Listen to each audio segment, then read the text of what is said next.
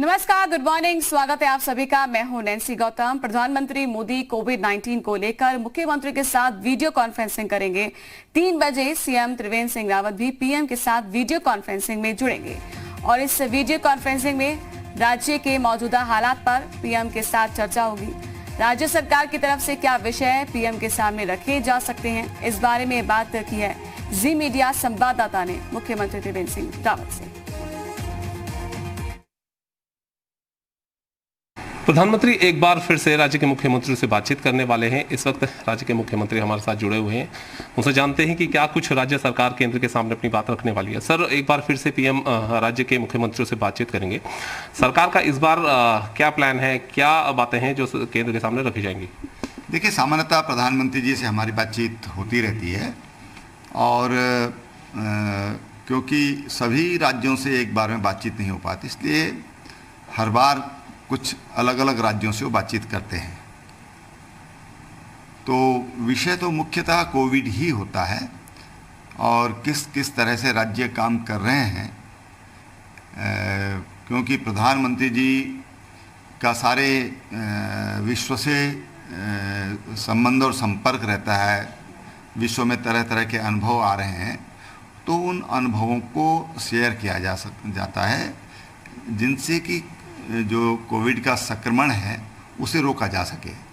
तो उस संबंध में माननीय प्रधानमंत्री जी सदैव बातचीत करते हैं। राज्य अपनी स्थिति से अवगत कराते हैं। अगर किसी तरह की सहयोग की आवश्यकता होती है तो राज्य के मुख्यमंत्री वो भी बात माननीय प्रधानमंत्री जी के समूह रखते हैं।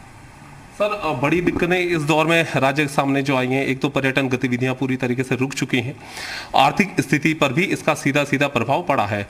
तो ये जो बड़े इश्यूज हैं, इनको लेकर राज्य सरकार क्या सोचती है, क्या आगे करने जा रहे हैं? देखिए, निश्चित रूप से रोजगार इससे प्रभावित हुआ है और पूरी दुनिया के सम्मुख एक बड़ा ये चिंता का विषय भी है। हमारी सरकार ने मुख्यमंत्री स्वरोजगार योजना हम राज्य के अंदर लाए हैं। माननीय प्रधानमंत्री जी ने भी जो 20 लाख करोड़ का जो पैकेज देश को दिया है, उसमें भी उत्तराखंड को बहुत फ़ायदा होगा और तमाम लोगों को, जो गरीब लोग हैं विशेष करके, जो जिनके सामने एक खाने की भी बड़ी चिंता होती है, रोज़गार उनके लिए बड़ी चिंता होती है, तो उसके लिए माननीय प्रधानमंत्री जी ने जो पैकेज दिया है, चाहे गरीबों के लिए राशन का पैकेज होगा, प्रधानमंत्री रोज़गार गारंटी योजना होगी और तमाम, चाहे मनरेगा होगा, ऐसे तमाम विविध क्षेत्रों में रोज़गार भी दिया है और स्वरोजगार के लिए भी योजनाएं चली हैं। जो योजना हमने राज्य में लागू की है और कुल मिलाकर सभी जो योजनाएं विविध विभागों की मिला करके उसमें 5 लाख लोगों तक रोज़गार उनको मिल सकता है। तो हमारा प्रयास यही है कि जैसे हालात चल रहे हैं और बदलती परिस्थितियों में स्वरोजगार ही सबसे बड़ा माध्यम हो सकता है। लोगों की जेब में अगर 2 पैसे होंगे, लिक्विडिटी होगी, तो मार्केट में पैसा आएगा। अगर हम कृषि से संबंधित जितनी भी योजनाएं हैं उनको करते हैं तो उसकी तो हमेशा डिमांड बनी रहेगी।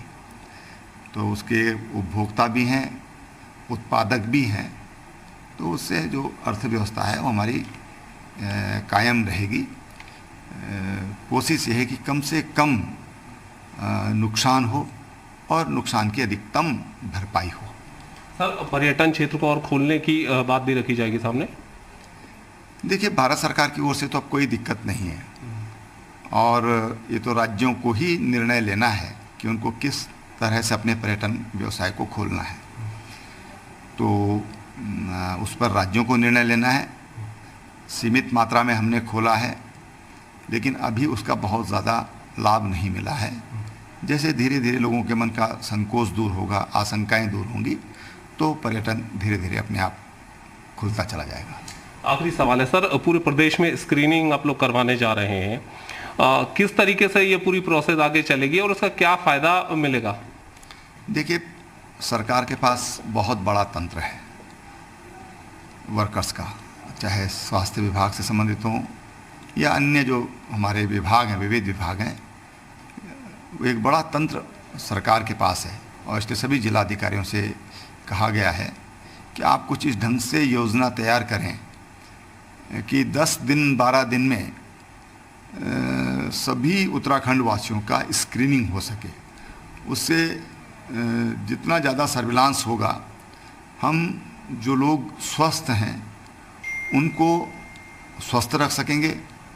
जो बुज़ुर्ग लोग हैं, प्रेग्नेंट लेडीज़ हैं, जिनको तमाम तरह की अन्य तकलीफ़ें, किसी को हार्ट की तकलीफ़ हो सकती है, किसी को किडनी की तकलीफ़ हो सकती है, फेफड़ों की तकलीफ़ हो सकती है, ब्रेन की हो सकती है, तो उनको सावधान किया जा सकता है।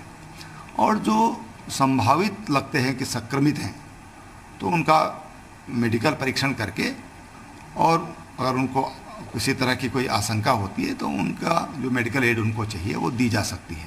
तो जितना एक्टिव सर्विलांस होगा उतना हम कोविड को रोक पाने में सफल हो पाएंगे। कोई मांग केंद्र के सामने रखी जाएगी? देखिए, हमारे पास कोई दिक्कत नहीं है। कम से कम कोविड के क्षेत्र में हमारे पास कोई भी दिक्कत हमारे पास नहीं है। हमारे पास पर्याप्त मात्रा में धन हमारे पास है। जब हमको आवश्यकता होगी तो हम बात कर लेंगे। तो प्रधानमंत्री राज्य के मुख्यमंत्रियों के साथ बातचीत करेंगे और राज्य सरकार भी कोविड-19 की मौजूदा स्थिति को लेकर प्रधानमंत्री को जानकारी देगी। कैमरा संदीप बडोल के साथ कुलदीप ने, इजी मीडिया, देहरादून।